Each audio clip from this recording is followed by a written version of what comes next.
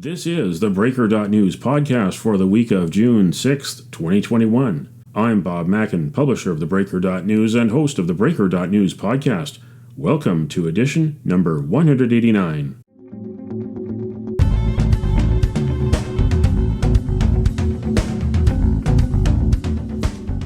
The Breaker is your source for news, opinion, and analysis about British Columbia issues, institutions, and influencers. Later, I'll tell you how you can support The Breaker. On this edition, headlines from the Pacific Rim and the Pacific Northwest. The Is It Just Me commentary. I award a virtual Nanaimo bar to a difference maker. And the Big Deal feature. The Kamloops Indian Band says there is evidence that 215 children were buried in unmarked graves beside the former Kamloops Indian Residential School. It will take tens of millions of dollars and several years to investigate. What were their names, and why did they never make it home? The investigation of unmarked graves at a Florida reform school for boys offers a glimpse of what Kamloops can expect to unfold.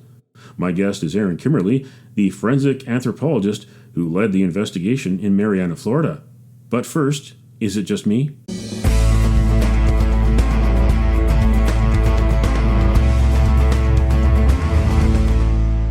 Is it just me, or is Japanese tennis star Naomi Osaka in a can't-win situation? Much debate over her withdrawal from the French Open last week because she refused to attend mandatory news conferences. She says it is because of her mental health.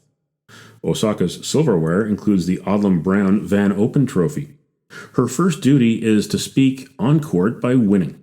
She knew becoming a pro would require speaking to media, but with corporate public relations, athletes can bypass media and go direct to fans.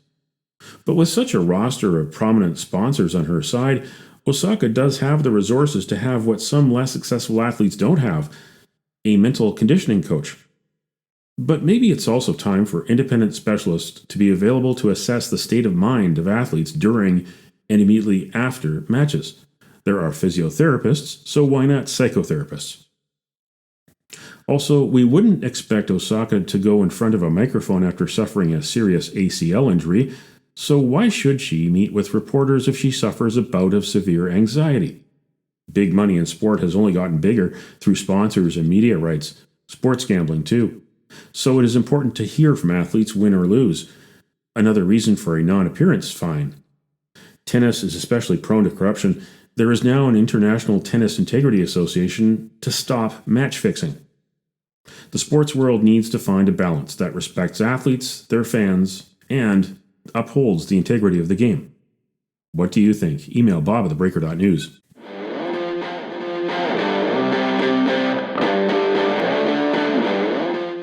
It's time on the Breaker.news podcast for Around the Rim. We look at news headlines around the Pacific Rim. In Apple Daily, Mount Nicholson in Hong Kong sells the world's priciest parking space. A parking space at the luxury estate Mount Nicholson on the Peak sold for a record $1.31 million US, making it the most expensive parking space in the world. Jointly developed by Wharf Holdings and the Nanfeng Group, Mount Nicholson began the separate sales of parking spots last month, sold to the highest bidder. The fourth wife of the late Macau casino tycoon Stanley Ho purchased 4 units at the luxury estate as gifts to her 2 daughters. In the Taiwan news, video shows massive container crane collapse at Kaohsiung port. A dockside gantry crane collapsed at the container yard Yang Ming Marine Transport Corp. At the port of Kaohsiung. The container ship Durban, operated by Orient Overseas Container Line, veered off course and sideswiped the bow of YM Constancy. The Durban collided with the crane's boom as its pilot was unable to halt the hulking vessel's momentum. In ABC News Australia, New South Wales police charged 3 Sydney men over alleged plot to import $900 million of cocaine. Police began investigating after a man was seen gambling large amounts at a casino. U.S. Drug Enforcement and Coast Guard intercepted boats containing the drugs. The men were arrested after trying to access fake drugs in a storage unit. That's Around the Rim on this edition of the Breaker.news podcast.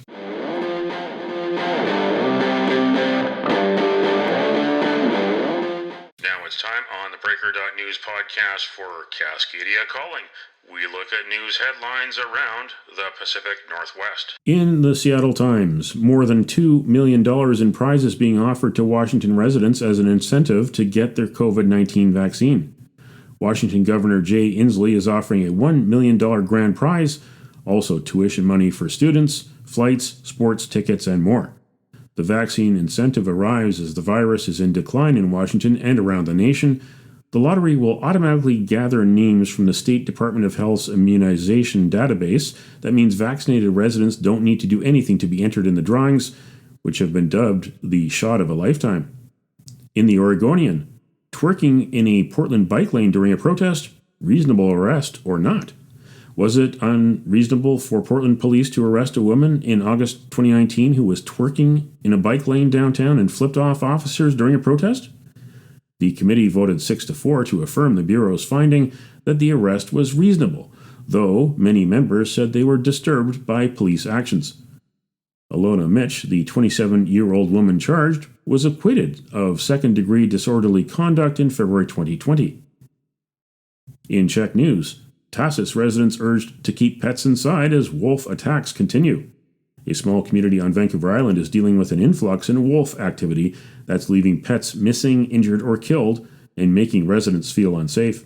The wolves began to show up 2 to 3 months ago, according to residents, with many reporting daytime sightings in the village on most days.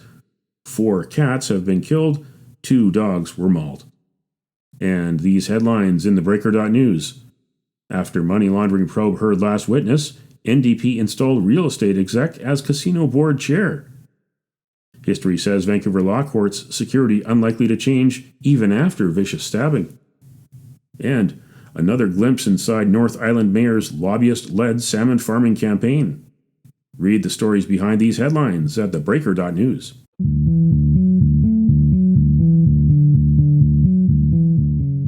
This is the Big Deal feature on the Breaker.news podcast. On May 27th, the Kamloops Indian Band announced that ground-penetrating radar found the remains of 215 children buried by the former Kamloops residential school. It shook Canada, and it gained worldwide attention. Who were the children? What were their names? Why did they never make it home? Those questions will take tens of millions of dollars and many years to answer. On this edition of the Breaker.news podcast, I look south to Florida to find out what Kamloops can expect to unfold over the next several years. A team spent 4 years investigating unmarked graves at the Dozier School for Boys in Mariana on the Florida Panhandle. The reform school operated from 1900 to 2011. It's where juvenile delinquents were warehoused. For more than half of its history, it was segregated. Black boys were the majority, and they were treated worse than whites in life and in death. They were as young as 5 and as old as 20. Many were abused and tortured. The Tampa Bay Times newspaper described victims in this headline. They went to the Dozier School for Boys damaged. They came out destroyed. Joining me from Tampa, Florida, is University of South Florida forensic anthropologist Professor Erin Kimmerle, who led the Dozier School investigation. How many people were involved throughout the years from across disciplines, and where does the investigation sit now? The core of the team was our research group. So it was forensic anthropologists and archaeologists. And then we had a lot of support from local law enforcement who worked with us on the missing person side of this and helping with DNA collection and analysis. And we had other volunteers from universities and archaeological groups who ultimately worked with us. So it turned out to be a pretty big team. But the key in what we tried to bring to it and bring in different experts at times, genealogists, cultural anthropologists, archaeologists, historians, were because a project like this and what you're facing with the Indian schools is really what I put in this category of a historic justice issue. And it can be very challenging, like what you're pointing out, because it doesn't fit a modern crime scene and it doesn't fit an archaeological research project, right? It's a justice issue, but it's historic. And so it falls between these kind of worlds of how we implement different resources and systems. And I think that for us, that was the biggest challenge, because it didn't really fit anywhere. Most people didn't want responsibility. No one wanted to pay for it. And there was a lot of pushback against the families. And the families of the brothers and their uncles, the boys that were buried there, were the people who were really pushing for this and who wanted this. And so, I feel like our effort was supporting their rights and their, right to access the justice system. So that's how we always framed it. And in the end, I think, made a lot of good progress, but you have to kind of navigate those different worlds sometimes. Beginning in 2013, Kimmerle's team unearthed the remains of more than 50 people. So far, they identified 8, and they returned the remains to families. They believe they know the identities of another 14 victims. Investigators returned in 2019. When we went back in 2019, that was because the land, since our investigation, the land had been turned over to the city of Mariana, where it's located, and they were starting a number of development projects, and there were known buried diesel tanks on the property that they wanted to remove in order for construction. And so a CRM firm, a cultural resource management firm, was hired to do basically a survey looking for burials. And they said that they thought they found anomalies for 21 graves based on ground penetrating radar, GPR. And so we went back to investigate that, and if there were burials, we would exhume them as well. None of those turned out to be burials. They misinterpreted their data, basically. And so we searched that site. We searched additionally to make sure, and we didn't find any other burials there. I think that can happen easily when people use GPR and either don't, what we call ground truth. So what we did as we initially did our GPR work is we would dig what's called a test trench. And this is a trench or pits that are basically over the graves, but shallow enough that we would never intrude on them. We don't want to disturb burials that are there. But what that does is it allows you to look at the soil, and the soil tells the story about whether something was ever dug there and if that something is consistent with the grave. And then you can look at the pattern and the shape and the size of the whole site, and you start to put together that picture. So we did that, and when we started then excavating, almost a year later, we felt really comfortable and really confident that these are going to be, burials and not something else. But not everybody does that method, or they don't always ground truth it. And so that's where I think it's very important that they take that extra step in time and can really be confident in their results, and then also help persuade politicians or law enforcement or whoever else needs to be convinced. A big challenge for the Dozier investigation in Florida, the records that were found often were incomplete or contained conflicting information. And the key in both these scenarios is for researchers to cross-check information as thoroughly as possible. That means going and getting all different sorts of records, all different types of records, and always cross-check everything. You don't want to make assumptions or think that you kind of figured out one answer if you only have one line of evidence. So whether the schools kept records, in this case the church kept records that were separate.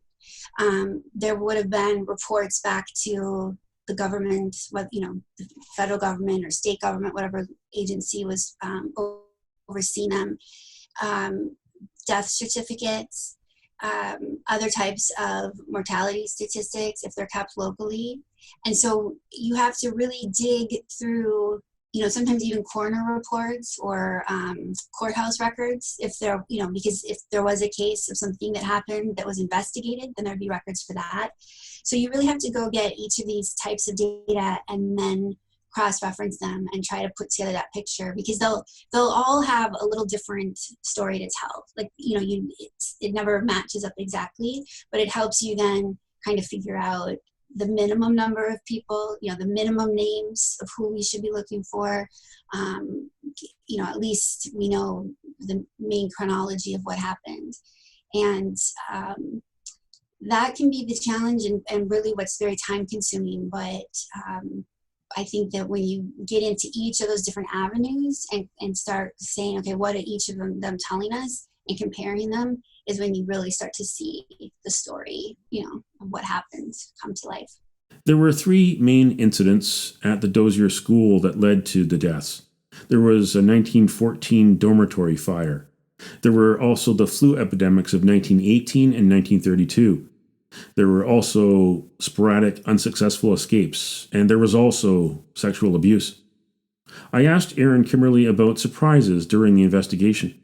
Well, for me, one of the things that I thought was most surprising was how much of an effort school officials made throughout history. Like, when each of these sort of incidents, like you mentioned, would occur. Okay, there was a fire, there was a flu epidemic. And I would just digress a second to say that was often cited as reasons, because there was a lot of opposition to the work we did early on, and people say, well, so many people died in the flu, right? It was a flu epidemic, like you expect that. So, like there's nothing malicious, and we should accept it. And the challenge with that is, and what we found is that yes, there was a flu epidemic and there were deaths that occurred, but what we found is during segregation on the colored side, school officials left the Black children unattended for days. No food, no medicine, no electricity. The state physician came back and found them and said the dead were piling up. And so there's a certain culpability and responsibility. And that was our position. And I think, for this as well, I mean, the government takes the children away and they don't give them back. That's the bottom line. They're responsible for their care and well-being. So even if there is a flu or a fire, they're responsible for their safety and well-being. Abandoning them, not providing adequate medicine or food or care is not acceptable. And so at the time when those facts would come out, the public was outraged. There would be national news stories of outrage. And the school would hire basically a publicist, issue their own press releases, come up with their own investigation. So now for all these historic incidences, we'll have like an investigative report of 2 or 3 of them from the school, from the coroner, from the legislature, all with a different conclusion, all with a different number of dead, all different names of who died. And it was this real effort on the part of the school to control its public image and to stay open. And that's one of the things I think will be very interesting with the Indian schools, is to see historically, how hard did the school administrators, whether it was the church or the military. I think Carlisle School in Pennsylvania has received a lot of attention for burials and children that died, and some of those have been repatriated to their families. So how hard was the school administrators or the government fighting to keep these schools open in the face of controversy at the time? And that's not what I expected early on, going into this, but it was really interesting and I think significant because of that. It's really hard to get a clear picture in the historic record. What was the feeling going through all your work when you were able to, for the families that you're able to possibly identify the remains and get the name, tell the story as best as you could, and provide that information to the families, to give them closure after so many years, to answer unanswered questions that they may have had for lifetimes. What was the feeling for you as an anthropologist, as a scientist, to be able to provide that for those people? It's hard to even describe that feeling. I came to know a lot of those families very well. Worked very hard. I felt like on their behalf, we were doing this for them. The position I've always taken in my work and that our institute tries to uphold is this idea that everyone deserves access to the justice system. And this is about providing that access so that whatever the problem is, time or jurisdiction or something else, is like an obstacle that can be overcome. They deserve the truth, and they have a right to have those remains returned to them. So that for us, it was just became, very sort of personal for them. And many of them, they were in their 70s or 80s when we started working together. It really, truly had been a lifetime that they were looking for their missing brothers. And so I'm really happy that for all those families that we're working with, we were able to find them and to find, I don't even say like it's closure. I don't think that they ever feel that. I just think that they have knowledge and, and they can accept it. It's like you can't really grieve in a way when you don't even know what happened. You have so many questions, why can't the government return my brother's body? It's, very, because this is the kind of work we do all the time, right? And that's the thing, like even what they're doing in Canada. I mean, law enforcement, anthropology, we have a lot of tools and technology. We do this work every day successfully. So it's not about capacity, right? It's about the will to know the truth and to do it. Based on your investigation, all the years that you have invested along with your team, people from many different disciplines that combined their efforts, their talents, and their technology, what can those in Kamloops and the wider community here in British Columbia, what can we all expect to unfold over the years to come? And do you have any advice or key learnings to those who will be on the ground, who will be doing the same work that you did and your team did? Any advice or key learnings that you can impart to them? I guess my advice would be to just to really, I think, stay focused on the Indigenous communities and those families. That is who this is ultimately for, and who wants it done and has a right to have it done. And that's the message that should be, central to like their effort and going forward. That's it's the right position, the right place to be. So they should, I hopefully feel confident in that and always put that forward first. And just understand that justice comes in a lot of different forms. We tend to fall back and want it to be criminal prosecution for good reason, but sometimes that's not possible. I mentioned at the beginning, sometimes those who are responsible are deceased, or there's the statute of limitations. It turns out it wasn't a crime, which, today is a crime, then it wasn't a crime, it was national policy. There's lots of reasons that, our modern sense of what is justice will let us down, but that sometimes truth itself is justice, and that is enough and should be enough to go forward.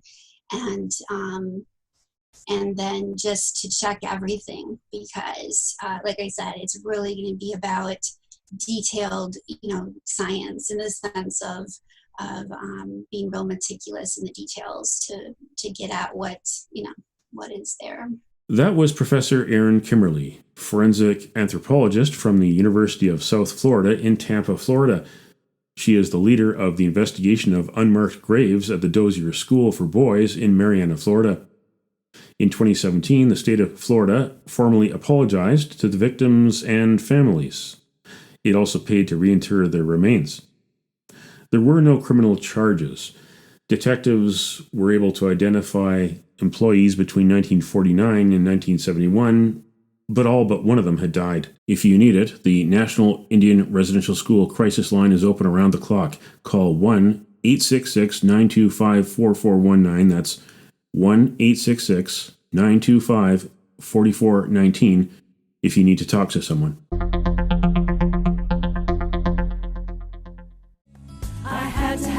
Talk with you. Humanity depends on you. For the love of God, go get your damn vaccine.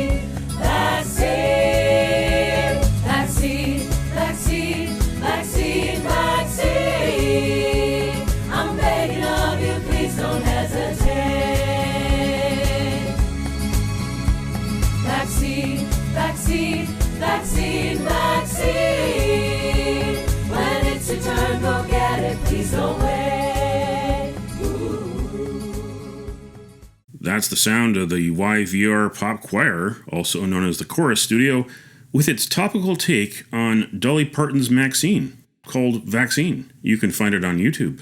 The virtual Nanaimo Bar, brought to you by Spruce Hill Contracting. Every week we end the theBreaker.news podcast on a tasty note by awarding the goodness of a virtual Nanaimo bar to people making a difference. A virtual version of the province's favorite dessert bar goes this week to adventurers and scientists who go where few dare to explore. It's Caves and Karst Day in BC on June 6th, and this year is International Year of Caves and Karst. You can nominate someone for a virtual Nanaimo bar. Send me an email to bob at theBreaker.news. Spruce Hill Contracting, custom homes and renovations. Find more information at sprucehill.ca. So I'm very happy that I'm going to get my Moderna shot today. And I wanted to tell everybody, I think you should get out there and do it too. I even changed one of my songs to fit the occasion. It goes, vaccine, vaccine, vaccine, vaccine. I'm begging of you, please don't hesitate. Vaccine, vaccine, vaccine, vaccine. Because once you're dead, then that's a bit too late. I know I'm trying to be funny now, but I'm dead serious about the vaccine. I think we all want to get back to normal, whatever that is, and that would be a great shot in the arm, wouldn't it? Those are the sounds of country music legend and actress Dolly Parton on Twitter. That's it for the Breaker.news podcast for the week of June 6th, 2021. I'm Bob Mackin. Thanks for joining me. Did you know that on June 6th in 1933, the first drive-in theater opened in Camden, New Jersey? Now you know. Send me your feedback. Send me your story ideas to bob at theBreaker.news. Bookmark theBreaker.news. You can also find us at theBreaker.ca. Sign up for the email newsletter and get updates to your inbox. For news as it happens, follow The Breaker News on Twitter and visit theBreaker.news on Facebook. You can support The Breaker for as little as $2 a month.